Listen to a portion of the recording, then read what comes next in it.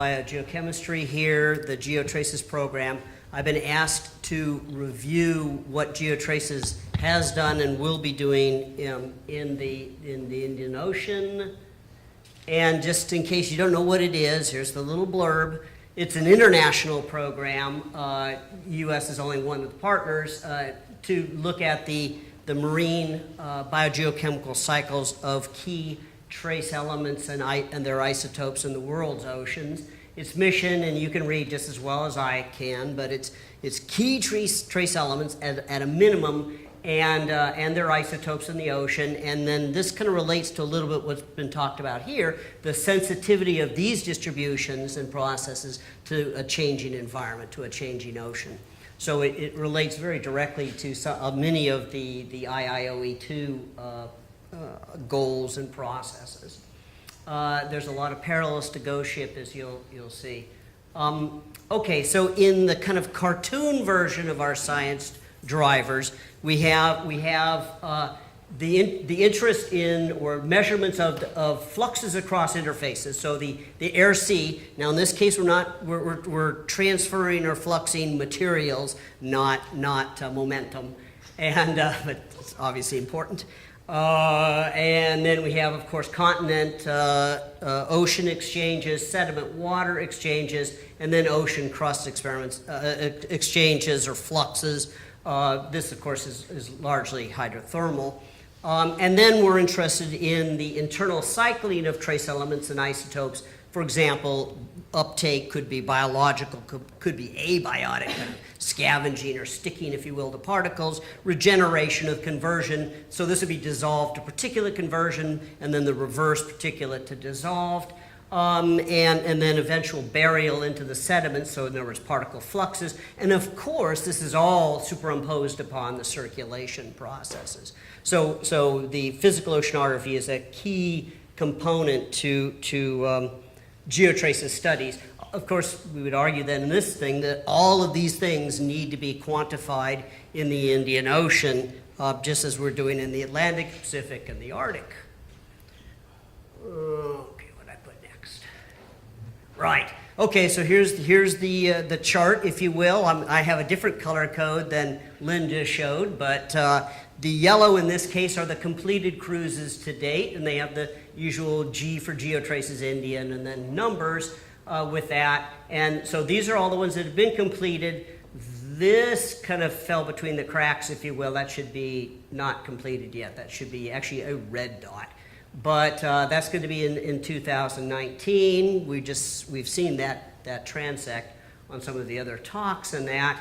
And then the reds are the ones that are planned. These, the dark filled reds, nobody's claimed. And then these are the dates for the planned ones. For example, this one, the French will do in 2020. We thought we had that one set, but it didn't get funded, so now it should be just red. Okay, and then this one's ongoing right now. Okay, so a lot of parallels with the Ghost Ship and other IIOE2 cruises. And what did I do next? Okay, so just a quick summary of that, and I'll make it under 10 minutes. So we have a total of 10 planned sections, 6 of which have been completed. There's process cruises. GEOTRACES has the sections, but we also have processes. So for example, we're talking about that internal cycling. That's probably best done on a process where we stay on a station or a series of stations versus the kind of grab and run transects. I should have said that the spacing of our sections are full depth and a maximum of 5 degrees. So let's say 550 kilometer spacing maximum, not minimum. So they have to be relatively high resolution for geochemistry.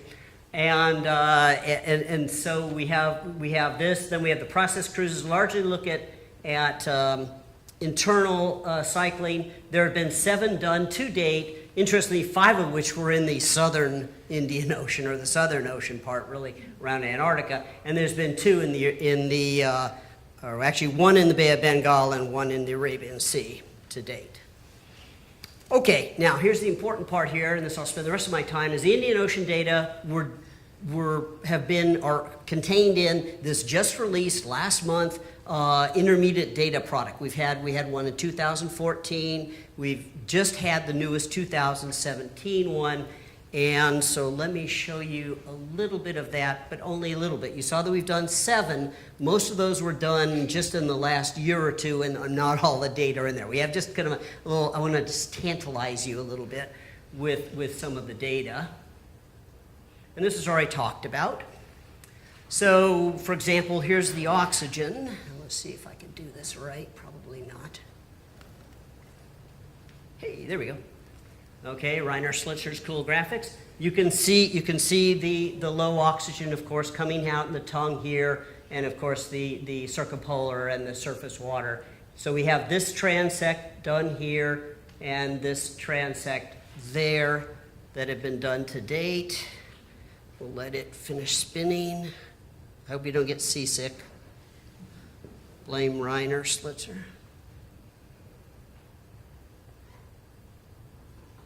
Okay. And now here is the aluminum or aluminum, depending on your persuasion. We can see the atmospheric inputs up here. Here's might be this hydrothermal signal that was talked about here near the triple junction.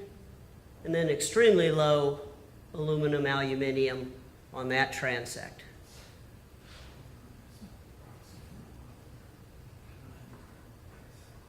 We'll let it finish spinning.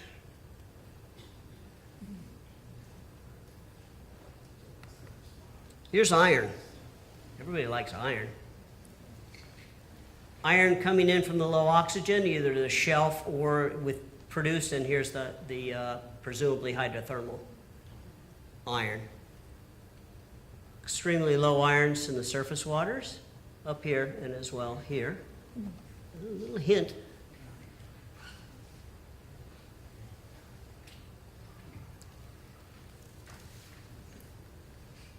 Okay, so that is what we have right now in this intermediate data product.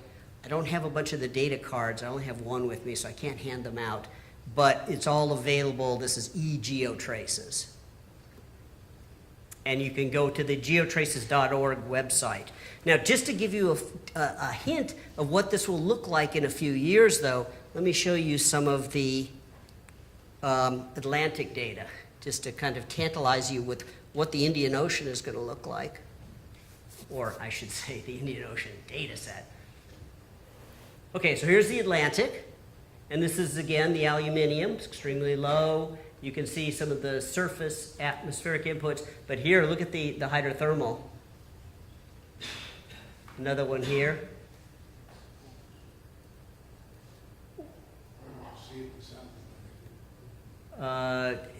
Interesting question. We also didn't see as much in the Indian, too. So what? There's nothing there north of the Triple Junction. Right. Yeah, no, there wasn't much. It's an interesting question. And it baits the process crews. Okay, here's the iron. Whoa, wrong thing.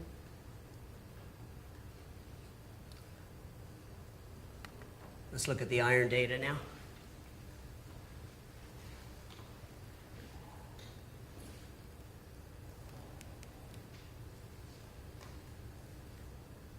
Okay.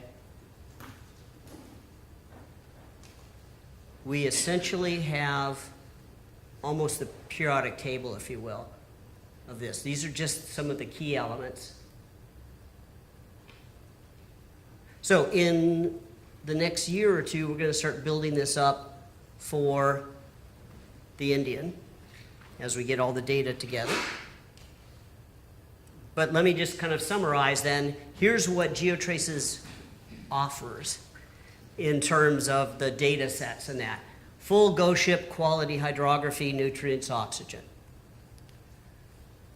Concentrations, distributions of these key trace elements. And this is the list of the key trace elements. So aluminum, aluminium, iron, C13, blah, blah, blah, blah, blah. Neodymium isotopes, great tracer.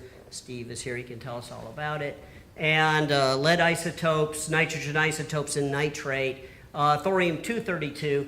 This is in the dissolved and the particulate states. This is to be a GeoTraces cruise. You have to do all these things, dissolved and particulate, and aerosols. Aerosols are part of the sampling program. So there's a full suite of aerosol measurements. Everything that's done in GeoTraces goes through the data quality. Accuracy is a key term in GeoTraces, and all the data are reviewed and approved through a standards and intercalibration committee. That's why it takes a little bit longer to get these data into the data products and that. But there are many other parameters that are done as well, also intercalibrated, such as, depending on the cruise, we'd have helium-3 to look at hydrothermal fluxes. CFCs are almost always done, thorium-234 to look at particle fluxes. Radium isotopes are the radium isotope suite that can be looked at a lot of continental ocean margin inputs, groundwater inputs, and then C14. So that really kind of depends on the cruise. They're not, quote, key parameters, but they're typically done on most of the cruises. So using these suite of variables and others, we can give, or what we get, because remember those interfaces, that we get estimates of the sea air flux particles now, okay, aerosols, hydrothermal fluxes, continental margin fluxes. So we'll get all these interfaces, for example, and then the rates of internal cycling, such as the rates of regeneration and particle fluxes or particle transport, and finally, all the data are publicly available. The hydrography is done just as quick as the Go Ship hydrography, so at least 6 months or so, or maximum, and then 2 years maximum for the data. They're all publicly available. They're all on the geotraces.org website or its connection to it with, And so this is a multi-country, many people doing this. It's all coordinated through our international program office that's in Toulouse, France. And again, geotraces.org. Thank you.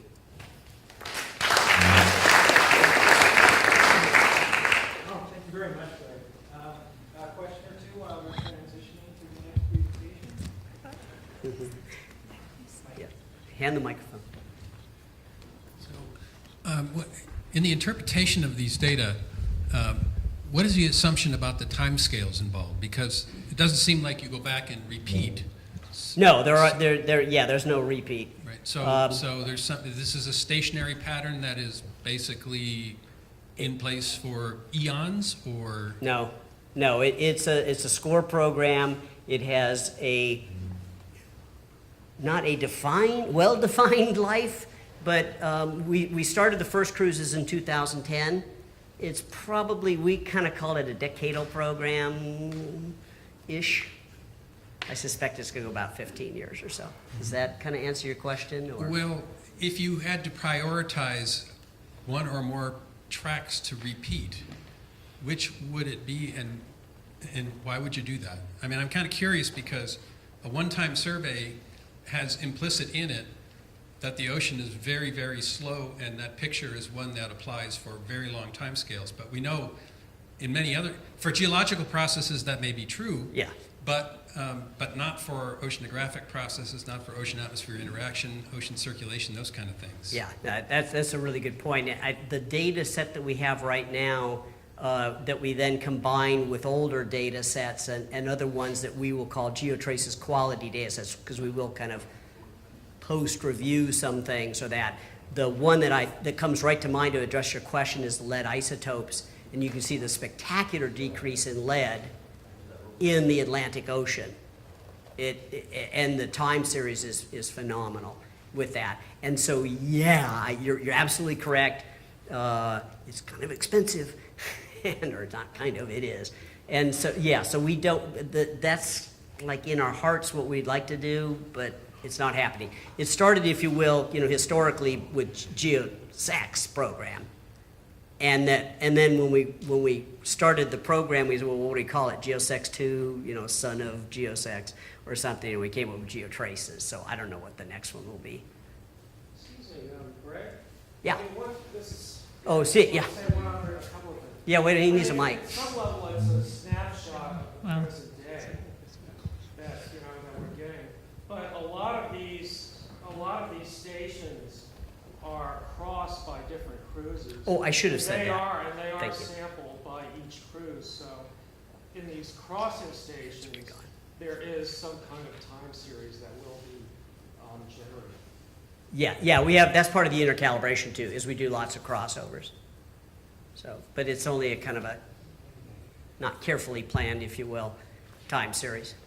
Now that you have the intermediate data product, do you have an idea of the sampling resolution that you really need? Now that you see the data come in, you know, you had really different, in the Southern Ocean, you had very different sampling resolution across the long transect versus that short transect. You mean, you're talking about in the Indian Ocean? The first, yeah. So, well, there was one across the Southern Ocean, and then there was one across the Indian Ocean, and they had very different resolutions. Well, the Southern Indian Ocean, I hate but the just term. that's Actually been, it's been downgraded, it's now not considered a section, and there's a plan to redo that. Oh, because that wasn't high enough Because it resolution. was, yeah. Huh. Okay. Oh, well, I guess I gotta go. We got to Sorry. Maybe you can do it quick while I get switched over. Yeah, okay. Just yell. Or maybe. Dick, you want to say something? Yeah, I was a little confused. On some of the cruises, you did the carbon parameters. Did you do them on all cruisers or just some of the cruises? And are they at the Go Ship quality as well? Okay, let's see. Yes, it's been done on all. Okay, and yes, Goshen quality. But we have, well, there's some issues which you know that's not worth discussing publicly, but Can I add this question? Dick, in GEOTRACES cruise done by the Indian group, where we have done the carbon parameters. All right, so let's move on to the next presentation. And Henry's back to talk about status plans of IODP, MG&G, and hydrothermal vent restriction intervention. I feel the biggest problem for geologists is a desperate lack of acronyms. You guys have so many, I wish you'd make a dictionary. Past and present marine geology and geophysics operations in the Indian Ocean are desperately small, despite the excitement of this ridge system. The last two cruises, G&G oriented, were in 2000 and 2007. One for hydrothermal, one to look at the Southwest Indian Ridge, western Southwest Indian Ridge.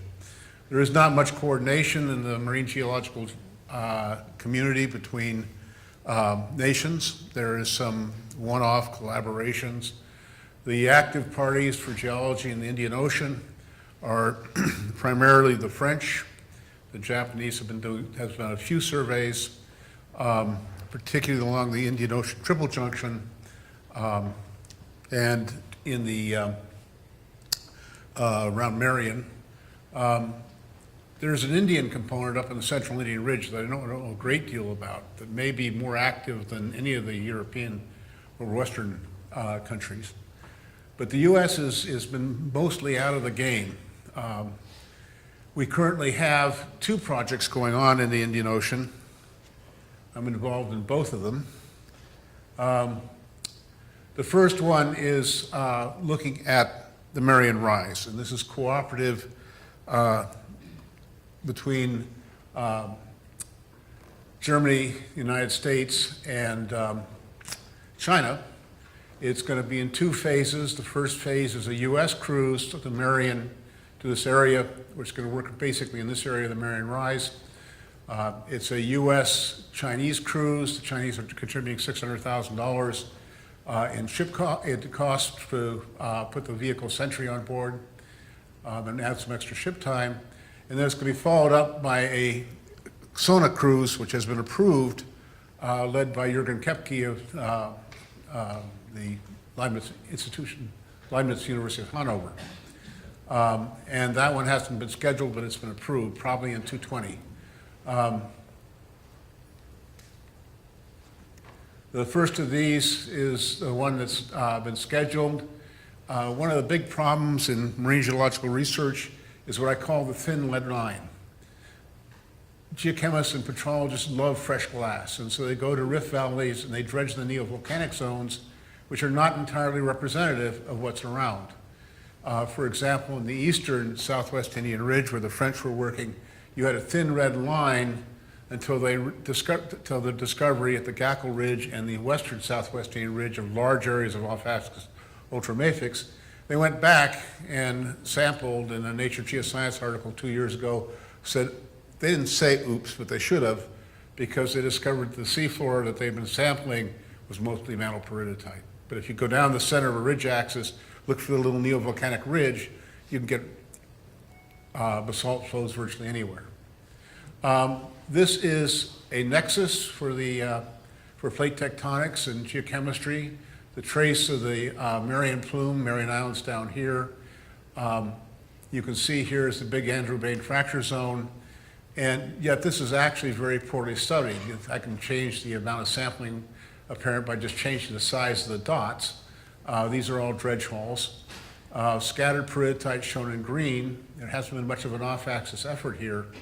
And there are areas that are critical, like this highly oblique zone, which have never been sampled. And most of this has not been mapped for basic bathymetry.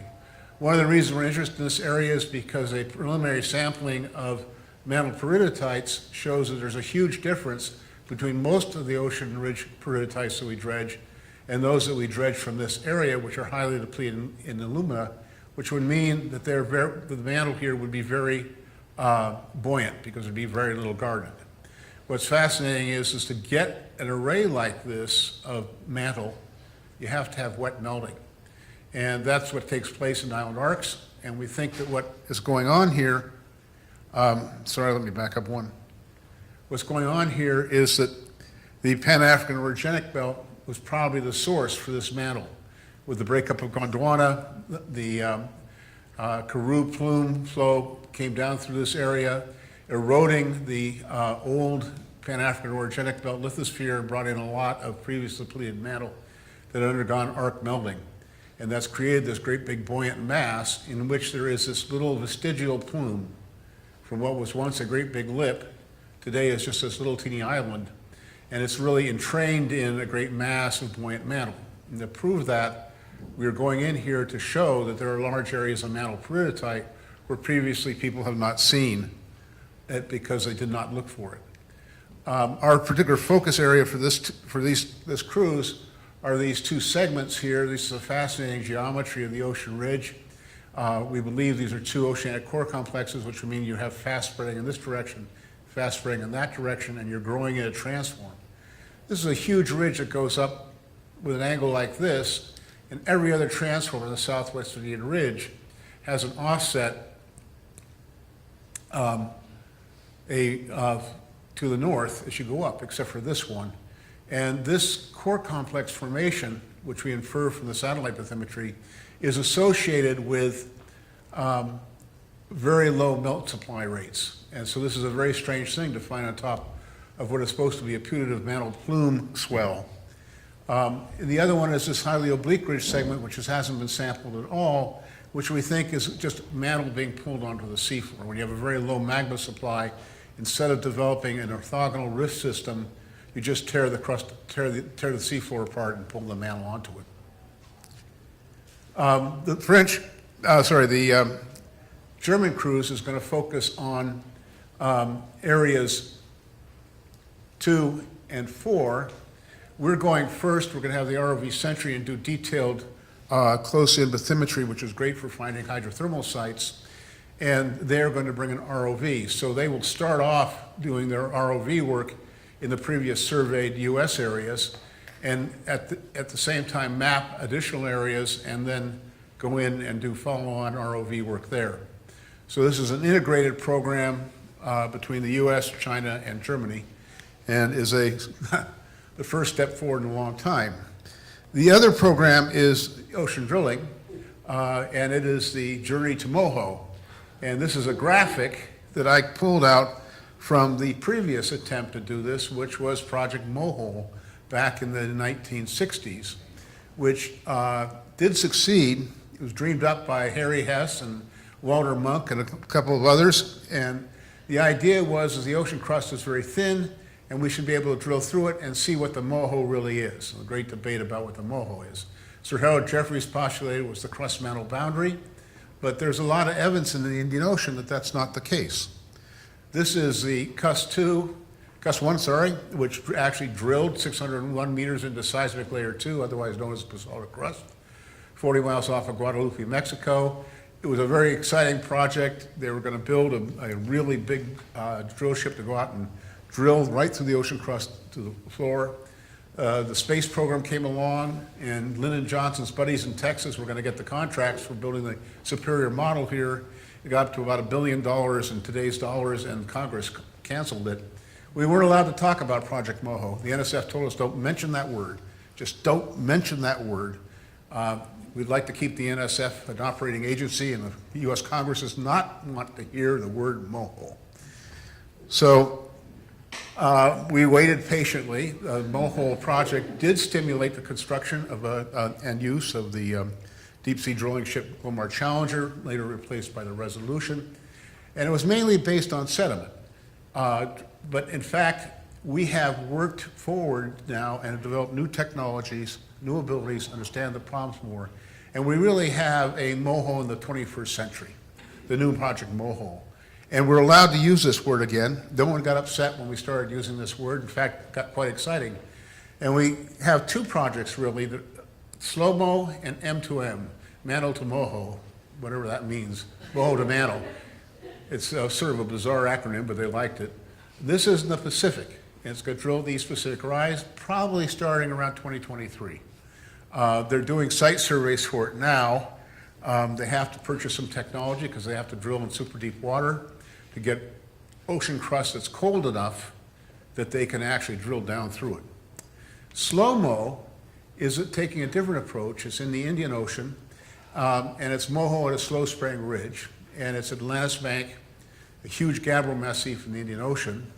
We've already had one leg there. We drilled to 789 meters. They went back to do a little remediation on the hole. The second leg for that project was approved initially, but we're having a meeting to discuss the quality of this hole and whether this is the place to try and continue to drill very deep.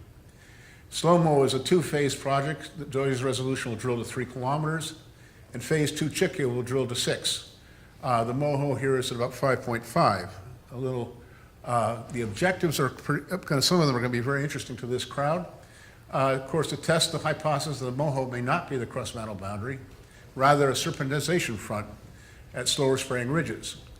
It's to recover a full section of the lower ocean crust at a slow spraying ridge, which from our initial drilling and sampling in the Pacific and the Indian Ocean is radically different.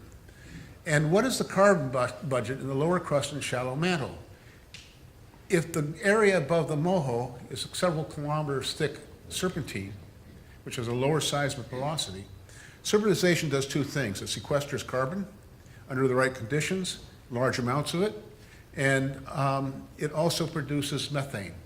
So there is a potential that there is a whole new biosphere beneath the ocean crust at slow spraying ridges that we do not know about. So that is some pretty exciting things. Here is the site where we're going to drill. This is Atlantis Bank. It's a tectonic island. It was once a kilometer above sea level. It has a wave-cut platform on the top that exposes the top of the lower crust. It's gabbro with little inliers of sheeted dikes. The thing about the serpentization thing is it doesn't happen beneath the rift valley. It happens during uplift. And why are we so convinced that the Moho here might not be the crust mantle boundary? Well, we've mapped this area, and due to the fact that you're near the Antarctic convergence, high current activity, large coincidental uplift of this ridge, which is great massif of gabbro, that's the yellow, we have unusual exposure, and so a combination of Japanese dives and Canadian and American ROV and dredges, numerous dredges, have allowed us to produce a geologic map quite equivalent to what we see in many on-land regions. And this is the segmentation pattern. As you can see, this is dead center in a major segment. And this is the largest exposed body of gabbro we know of in the oceans. Well, the key thing here is this is the crust mantle boundary exposed on the wall of the transform. There's 5 kilometers of relief between here and here, and we have been able to trace for 30 kilometers the crust mantle boundary, which leads us to believe that the MOHO measured by the seismologists 5 kilometers below the center of the bank, here's the MOHO, and 4.5 kilometers below the transform where we can actually see the MOHO exposed on the wall of the let me see, this is, where's the east? The MOHO is actually exposed on the wall. You know, it's supposed to be 5 kilometers down, it's not. The crust metal boundary sits above it. And so we suspect that when we drill on down, we're going to find a large body of serpentinized mantle in here. And so this is something that's directly relevant to a lot of the interests of this crew. This is where we stand. Unfortunately, one of the problems with hole 1473, which is a new hole that we just drilled, is that the top of the zone, the upper 400 meters, is a fault zone. And this is death for deep drilling, because you just knock off one piece of rock, it falls down, it gets in between the pipe, the drilling subs and the wall, and you break the pipe off very easily, or get stuck in the hole and have to blow your pipe off. So the original site that we had there was 735B. It was drilled almost 20 years ago now. It went down to 1,508 meters. Everything was great. And then they were using old drilling pipe, and we had an engineering failure, and 200,000 pounds of iron pipe dropped 500 meters to the bottom of the hole, corkscrewed up the hole like a corkscrew, blocked it permanently. But that's a perfect area for perfect drilling conditions. So we're considering going back down to that site and offsetting a very short distance and drilling down to 1,500 meters and then coring ahead. And there's a meeting in October to discuss that, along with what we do with the Pacific site that's down at the Dyke-Gabbro transition in the Pacific this October, and so we'll know more then. I realized that somebody asked me a question about what sort of ocean drilling there is going on in the Indian Ocean. And I suddenly realized, I guess I'm the only person here that was tasked with doing that, so instead of listening to one of these very exciting talk this morning, I got on the web. And this is the pie diagram of ocean drilling legs that are active proposals as of 12 July. 89 proposals, 10 of them are for the Indian Ocean, which is interesting because when I went through their list, there weren't 10, and here they are. And what's interesting about that is the one that isn't there is the proposal that I'm involved in, which is the slow-mo proposal, slow-mo drilling, which has been approved. These proposals, the stages are shown here. JRFB means they're the Joint Resolution Facility Board. This means it's actually ongoing or scheduled, which is 760. I'm not sure what HB means. Susan, do you know what HB means? It means it's in the holding bin, and that could be because it's missing site survey data, or it could be because it's security issues. What's the other? Security issues. Okay. So, in other words, this really is not a very large array of proposals. This one's being drilled. So we have 9 active proposals. 2 of them are in the holding bin because of security issues. So there's 7 proposals. The ship came into the Indian Ocean, dealt with the northwestern Indian Ocean, made a rapid transit down, did one western Indian Ocean drilling leg and did the first leg of slow-mo. And then it returned back out of the Indian Ocean and is wandering down past Australia, off into margins of Antarctica and other places. It will get back to the Atlantic sometime around late 2019 or mid-2019, and then we'll be hopefully down in around Cape Town in the South Atlantic in 2020. Well, for the Western Indian Ocean, the ports are Durban and Cape Town and Mauritius. And so really, if you want to work in that area, you want to come in through the Atlantic. And you can go up there and do some legs and come back. The total transit time, round trip, is 9 days, for example, to Atlantis Bank. That means that this community, if they want more Indian Ocean drilling, needs to get those proposals in. And they need to think Western Indian Ocean and Southern Indian Ocean to avoid super transits up to places like Sri Lanka.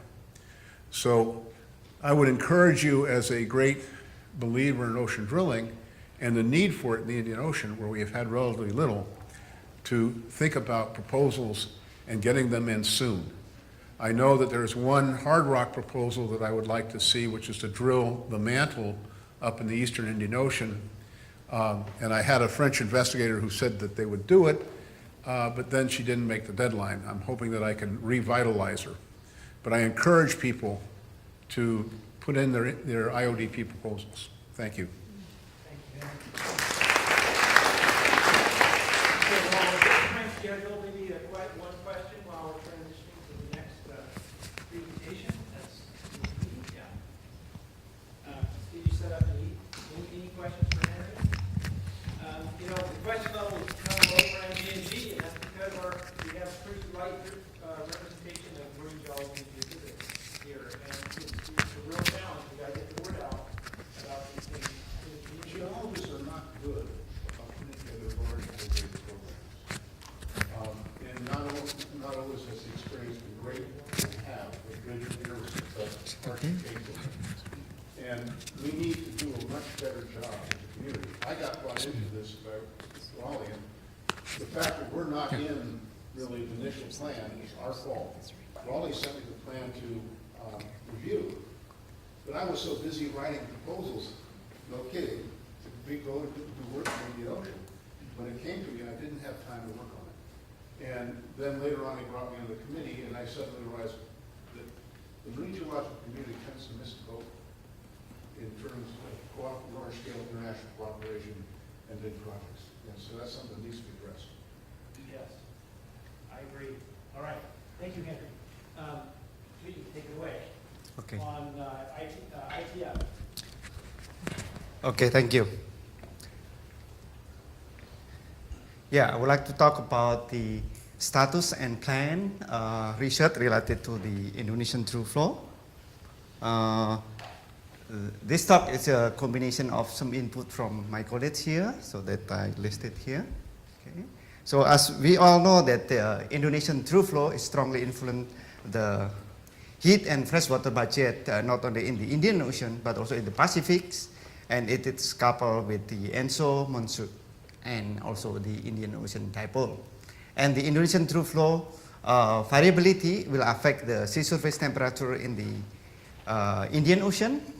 That may also influence the air-sea interaction and may have feedback to a monsoon and ENSO. And on average, the annual throughflow is about 15 spacecraft, so it's 15 million cubic per second.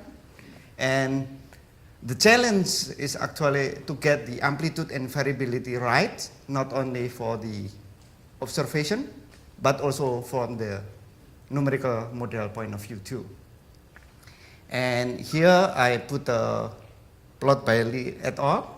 Figured by, and I added, I added the South China Sea throughflow because this is very important in terms of freshwater budget that influence in it. So this is before the 2003-2007 program, they call it instant program. The Indonesian throughflow actually has been measured since 1929. But back then, the observation always at different place, at different time. Okay? And in 2003-2006, we call it instant program. We deploy 11 moorings together at the same time so that we can measure the inflow of the throughflow and also the outflow, right, in the same time. Okay? So, and then after that program, only one mooring that actually redeploy again in the Labani channel. So that's until 2 weeks ago. Okay? And then this is the summary of the velocity profile in the Makassar Strait. If I go back again, is in here, the one that have long-term mooring observation. So the throughflow actually, the maximum is not in the surface, but about 120, 150 meter. And the blue line here is the intrusion of the Kelvin wave from the Indian Ocean through the Lombok and then enter to the Makassar Strait. And the plot here is the through flow variability, the transport variability, that can be 0 and can be about 21 Sverdrup. And you can see from here that the through flow vary from intra-seasonal to interannual time scale. And I put K here, is the Kelvin wave intrusion. And we can see that the Kelvin wave intrusion control the strength of the through flow to the Indian Ocean. And here is the seasonal, the semi-annual Kelvin wave that occur in the May and in October or November every year. And here is the through flow through the Lombok, Ombe, and Timor during the instant program. And when we did the instant program, we concentrate in the eastern part of the Indonesian seas. And actually there is a flow that through the South China Sea to the western part of the Indonesian seas that has not been paid attention or less attention on it. So we collaborate with the Chinese and Indonesian scientists. We deploy mooring in here in the Karimata, in the Sunda, and the Lombok to measure the influence of the South China Sea through flow to the main through flow. Here I make a summary of it. That's basically during the northwest monsoon, the flow is from the South China Sea and also from the Indian Ocean enter the Sunda Strait will influence the main through flow through the Makassar Strait, so that this is kind of like reduce of the through flow from the Indian Ocean. But during the southeast monsoon, the South China Sea through flow, it actually enhances the through flow in the Makassar and Lombok, and also that's allowing through the Sunda Strait. That's why I always make an analogy that the through flow from the South China Sea is kind of like, if we make analogy, is the main through flow is a cup of coffee, while the through flow through South China Sea is kind of a creamer. So it is small, but it is control the taste and the color, meaning control the stratification of the and the vector characteristic that exit to the Indian Ocean. So here is the summary from for the through flow transport. Is based on the JET program in 93-95, Arlindo program in 1996-98, Instant program 2003-2006, and then MITF 2007-11, and then side projects. Basically, is that the main through flow is through the Makassar Strait, about 13.3. In the eastern part, this is not complete because it's only one. This is only the deeper part of the through flow through the Liva Matola, and then the exit passage is Lombok, Ombe, and Timor, and on average is about 15.5 Sverdrup.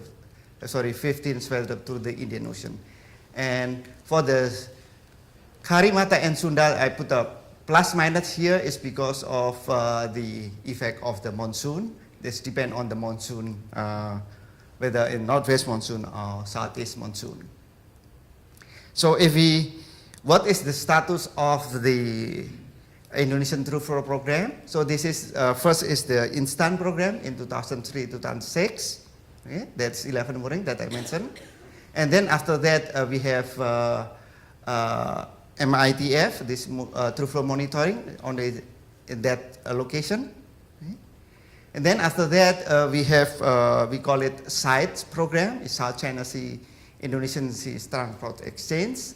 We deploy mooring here, and also here, and also in the Lombok Strait. So this is the SITE program. And then the Australia also deployed some mooring between Timor and Australia in 2011-2015.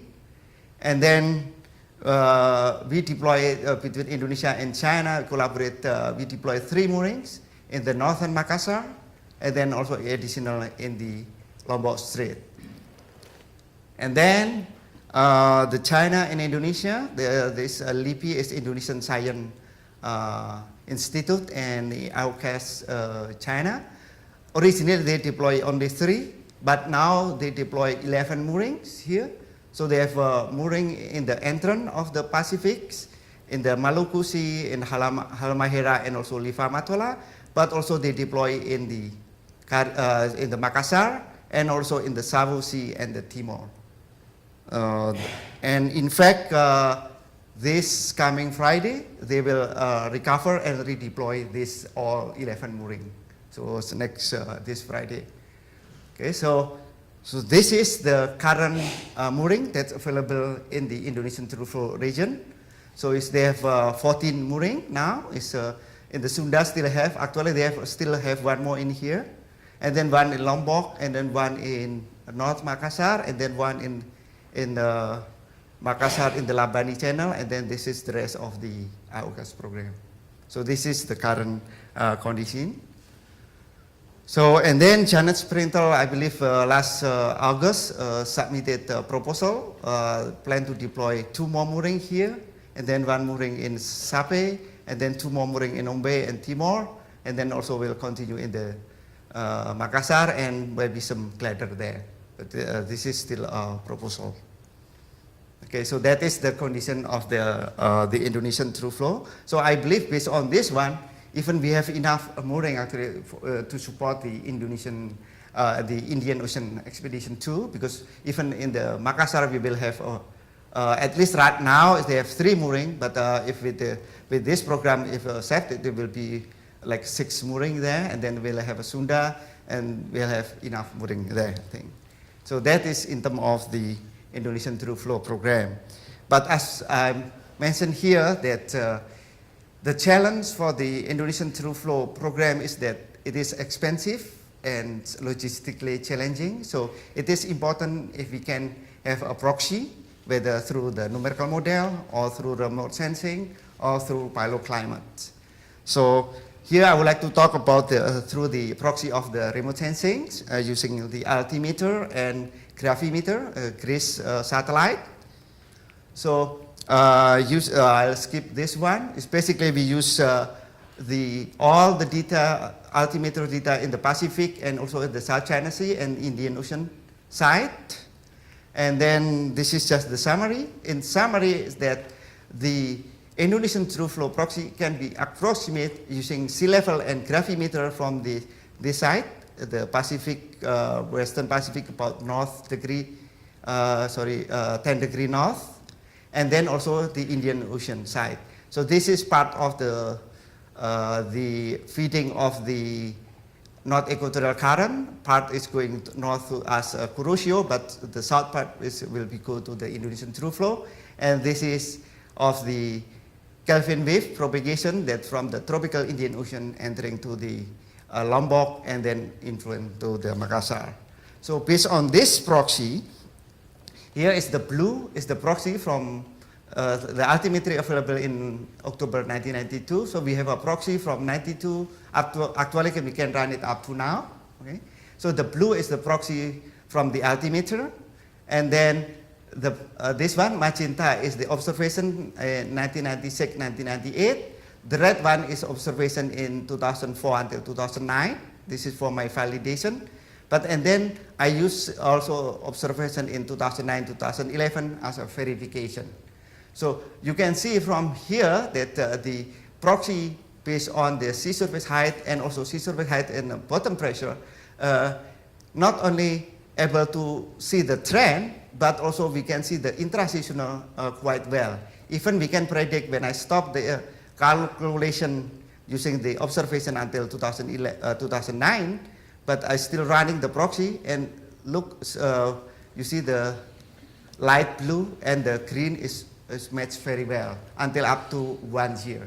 So actually this one can be used as in the assimilation of the numerical model for the climate model. From here also we can see that the Indonesian Throughflow is actually, the trend is increased from 1990, the last 20 years. So this one is the reason why the has not happen in the Pacific but not in the Indian Ocean, because the throughflow is increased, so the heat from the Pacific is transported to the Indian Ocean through the Indonesian seas. And the next one I would like to talk is about the tidal mixings. Yes. I will be very fast. This is that mixing is very important in the Indonesian seas, but the question is where? Okay, this one originally, me and Arnold concluded that the mixing is in the in the Seram and the Banda. But based on the observation, Matthew and Michael Craig conclude that it's not in the Banda.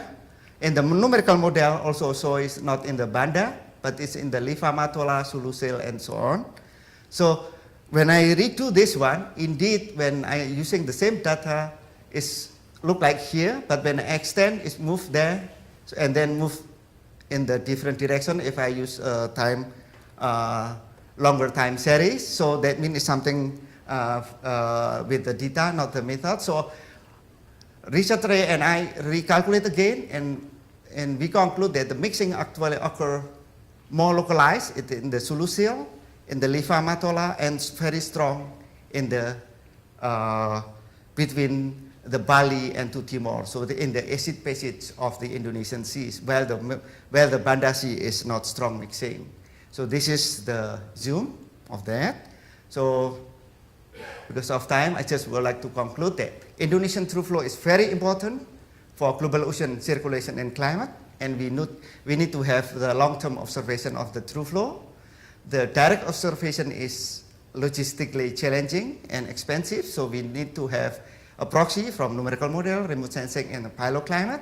Tidal mixing is very important, but it's and it turned out that more localized rather than in the Banda Sea, but in the Sulusil, Liva Matola, and also in the exit passage. And then, in order to understand the Indian Ocean variability, we should understand the stratification, water mass propensity, physics and dynamic of the Indonesian throughflow, and also the biogeochemical flux associated with the throughflow, because those things will be input to the Indian Ocean. Okay, thank you. Thank you very much, Dwi. A quick question for Dwi while we transition to our last presentation topic.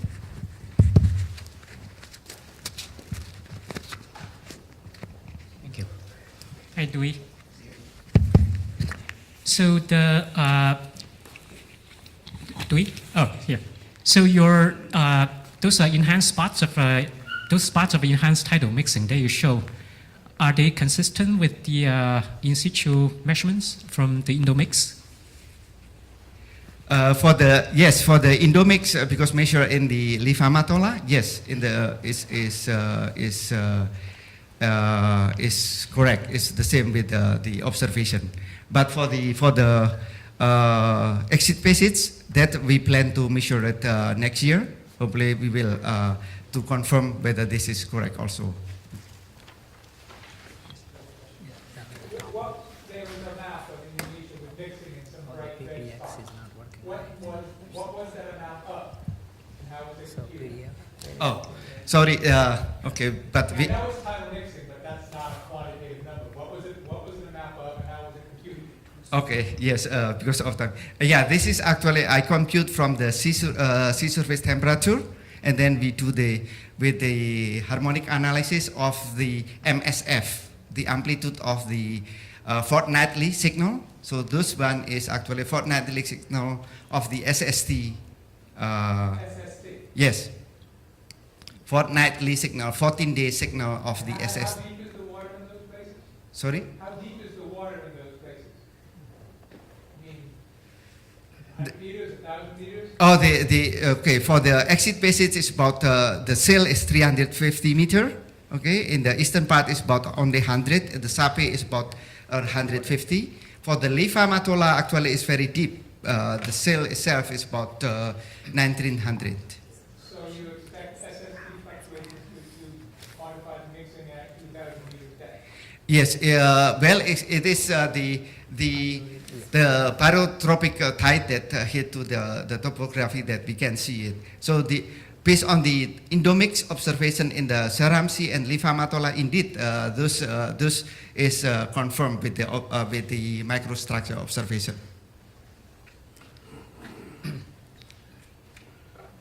Okay, thank you, Dwi.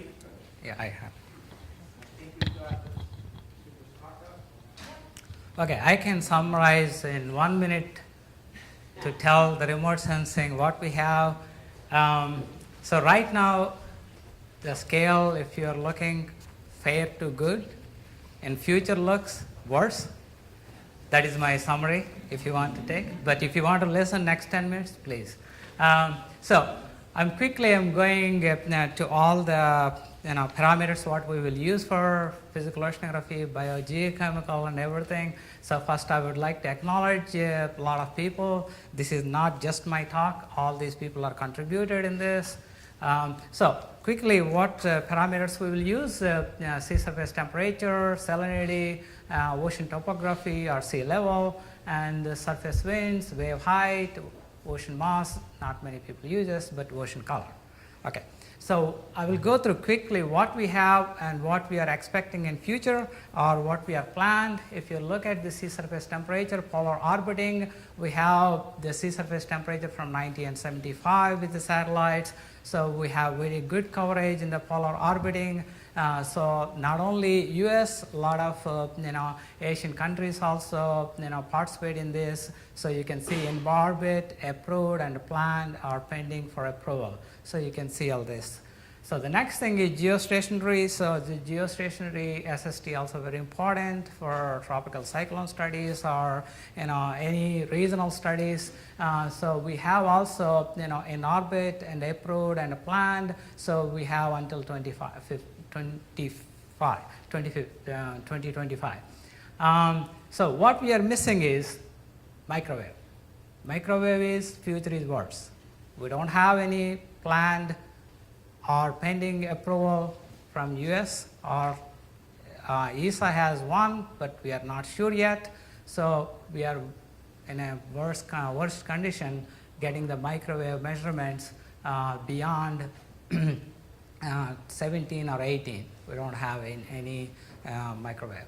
So then if you look at the salinity, so salinity, the L-band satellite missions were launched last few years, and SMOS was first launched in 2009. It's still working.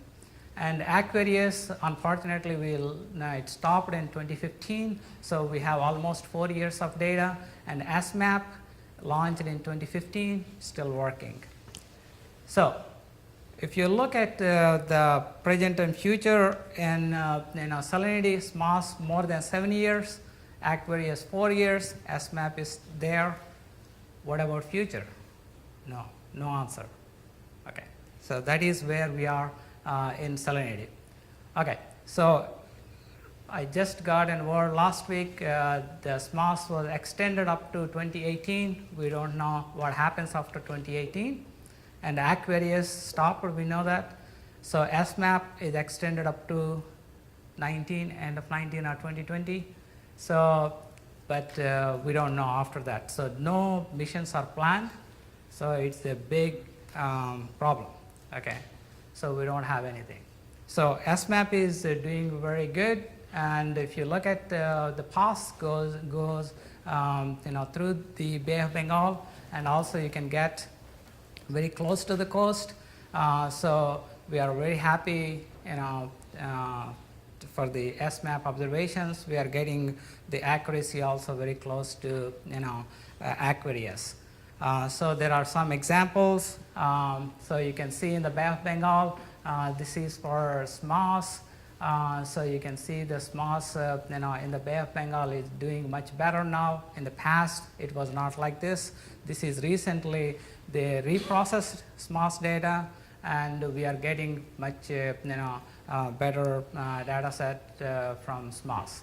And if you look at in the past, SMOS used to look like this one. Now with the new data set, we can see here SMOS is getting better, and SMAP always giving a better data set than SMOS. So you can see the freshwater plumes and all those things. So you can see, so right now we are in good shape, or fair, or good. Okay. So what is our future? We don't know the future. We don't have any planned salinity missions. Okay, so not only for physical oceanography, you can use salinity for the PCO2. So there are a lot of studies out there, and also alkalinity studies. you can use the salinity data. And also there are studies using for the biogeochemical. There are a lot of good publications were there in the 2015 special issue, Salisbury special issue. So you can see some biogeochemical studies also using salinity. So that is about salinity. What about altimetry? We were very fortunate. Altimetry, we had long data set, climate record, and unfortunately, right now, JSON2 is there, but in the longer orbit. But right now, we are depending on JSON3, and Europeans have Sentinel-3, and JSON series, planned, and also SWOT. We are looking forward for that. So altimetry is a little bit, we are in a good shape.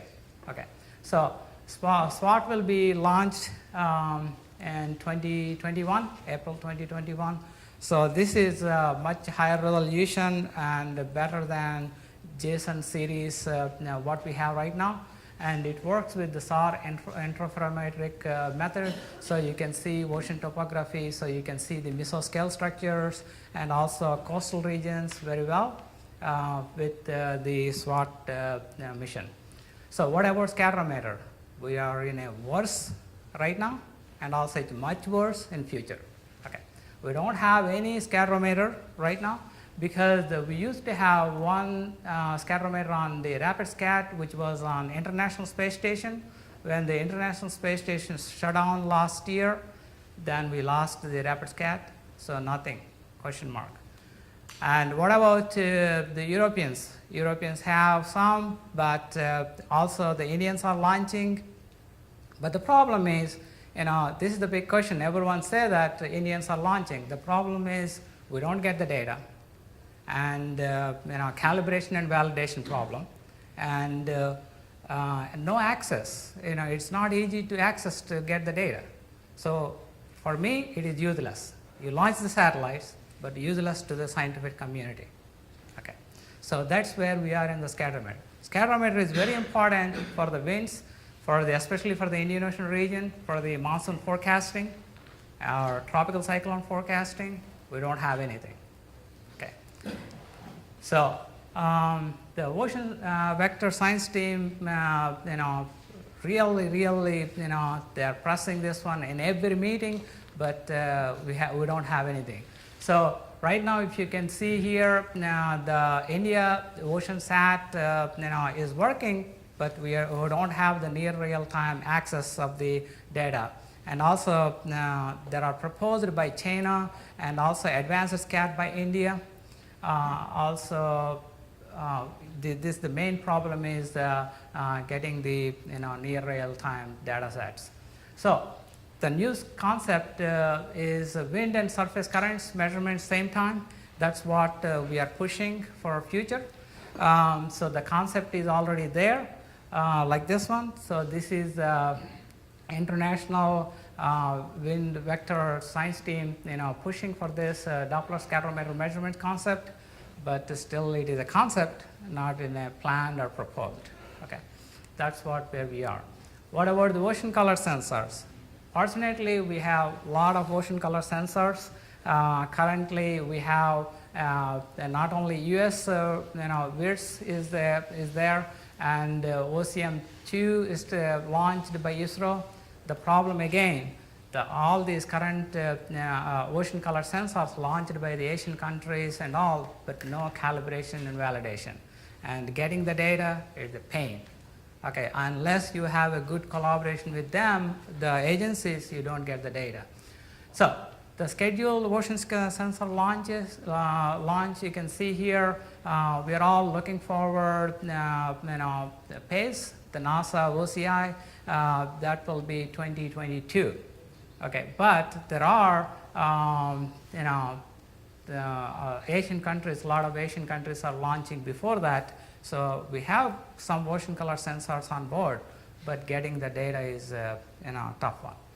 Okay, so in summary, SST, big issue is microwave, and sea surface height, JSON3 is the only one right now. We are getting good data set, and the SWOT and of course the Sentinel-3 from European side.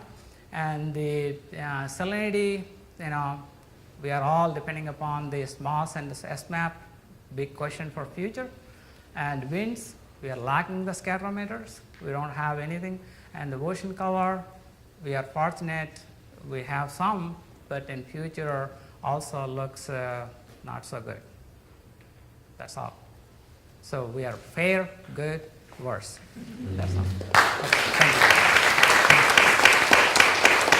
Yes, sir. All right, Suber, thanks for that efficient Tim. summary. Question? I just have two small supplement. For microwave sea surface temperature, we have a lot of 11 gigahertz measurement. We just don't have the 6 gigahertz measurement. But this online, Japanese is trying to continue on the AMSR2, but on another satellite, not on GCOM. Okay, and then for China's, for India's scatterometer, the EUMETSAT has those data. They don't give it to the US, but they give it to EUMETSAT. Okay. I want to answer the question. The problem with the Indian satellites they launch, for this talk, I send 10 emails. None of the scientists they reply. No, they don't give you. They don't care about emails. They don't reply. US requirement, but they give Right? some to And you don't expect the data, you can get it from EUMETSAT. right? So at least they need to be. They're launching the satellite. Need to be, exchange the data sets and all those things. The problem is they don't understand is who will do the calibration and validation. If you give the data to the scientific community, then only someone can do the calibration and validation. There's two different questions, whether science openly accessible or they give it to someone. Right, that's the problem. Right. Tony. I just want to fill in about their policy for scatterometry. So the Indian Space Organization is actually not bad. I mean, the OceanSat data, they were released to public in near real time. And they will plan to do the same thing for OceanSat 2. Now the SCATSat, which is a gap filler between OceanSat and OceanSat 2, they haven't released the data, not because they don't want to share the data. There's a calibration issue here. If you want the data, you can have it, but you're not going to get any science out of it. Right. That's why NASA turned QuickScat, continued the QuickScat operation so that they could intercalibrate the SCATSat.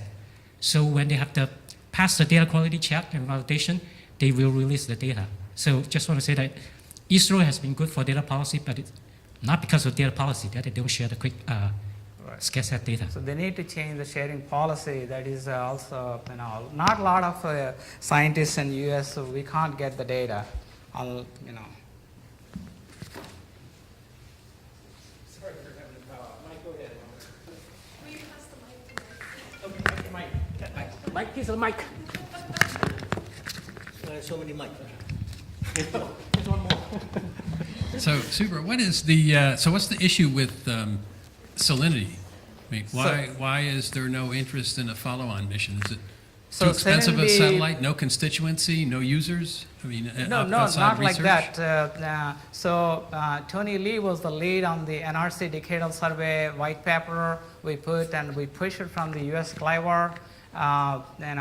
But still, Tony, can you add anything? Okay, finally I got the mic back. So we had two white papers. One is on salinity and one is on scatterometer. For the NRC Decadal Survey we submitted. Maybe, can you add? Right. So the only continuing missions that NASA or the international community has embraced is sea level. So actually, sea level is not going to look worse. Sea level will continue to look good until 2030 or beyond. So there's international commitment for that. But other than that, the other satellite parameters, especially sea surface salinity, which was a Pathfinder mission. It was not like an operational mission for SST or sea surface height. Those will need to be going through the decadal survey process and ranked in priority. And it's in a similar situation with scatterometer, US scatterometer. They all have to go through the decadal survey recommendation, and then NASA will look at the budget and the priority pre-formulation and judge whether they can do it or not. So that's on NASA side. But on the other hand, it's extremely difficult to push a Aquarius follow-on just for doing ocean salinity because NASA is advocating for integrated Earth system observing. So the concept that we propose for the Decadal Survey white paper is not just for sea surface salinity, but for sea ice thickness as well. And the same technology can be used for soil moisture, evapotranspiration, and ice shell thickness. So it's really a integrated Earth system concept, not just for ocean salinity. We'll see how that goes. Thanks. All right, okay, so let's close this part of the session. Thank you to all the speakers. And what we're going to do now is we're pretty far behind schedule. And we really want to do participant introductions, and we have a plan for how we're going to do that because there's plenty of the old boys and old girls in the crowd, but there's a lot of new faces in here, and so we want to make sure that everybody gets a chance to be introduced. It's important. And so what we're going to do is we're going to let everybody go out, and now, do we know if the bar is open yet? Yeah, Jill is out there telling them to open it. Okay, so what we're going to do is we're going to let everybody free for a minute to go to the bathroom and get a drink. Only for a minute. And then, not necessarily. But I mean it. We want everybody back in here as soon as possible. Okay? And I think the bar is open. And so let's take a very, very short break, get a drink, and get back in here. And we're going to do a new introduction. How about we aim for 4:20? That gives us about 10 minutes to grab a beer. And this is in the spirit of collaboration building, which is really what this workshop's about. So please do hurry.